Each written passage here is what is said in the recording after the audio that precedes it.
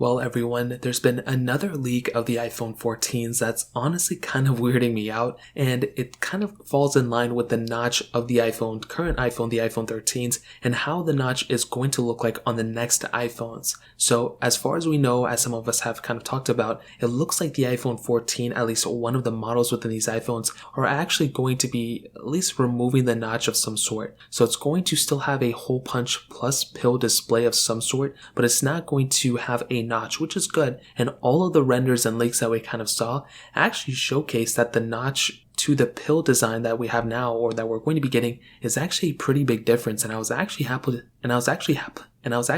to see that. Seeing that type of difference is really cool. And like I mentioned, these visual differences are amazing. But now that we got a new leaked schematic of what the next iPhone, the iPhone 14, at least one of these models is going to look like, it actually changes these things up a little bit. And it actually looks like with this specific iPhone, the pill design that we saw before is actually going to be much, much bigger than what we actually were, kind of rendering out before. So it looks like, in my opinion, it's completely different. I mean, it's almost like the same width as the notch as before, and it kind of goes deep as the notch before too. But it looks like we have some, kind of screen up top, which is, interesting, and some screen in between the actual pill and the actual camera as well. But it just doesn't make any sense to me why this specific thing would be the design that they would go for, because it really wouldn't give us any more features.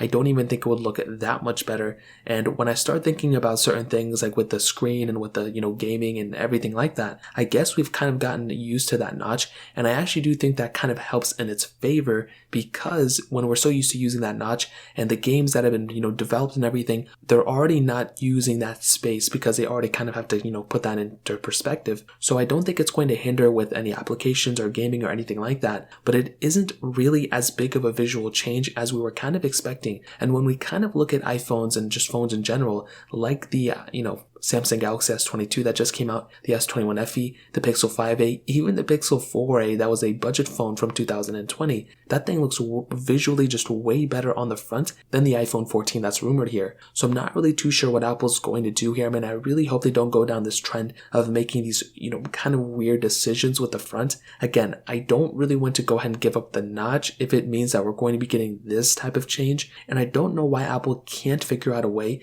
to bring, some facial ID sensors underneath the display as of this point. I mean, they're the most powerful company. They're like the richest company, one of them. So I don't understand how something like Samsung can figure this out, or Google can figure this out, but Apple can't figure this out as of this point. So in my opinion, as much as I don't really like this is what makes the most amount of sense. And I guess we're going to see what happens in the future. So I'd love to hear what you guys have to say about this. Let me know in the comment section below. Hit the like button, that would mean so much, but definitely hit that subscribe button. More importantly than everything else, I love every single one of you guys. Hopefully I'll catch you guys in the next video. Peace out till then.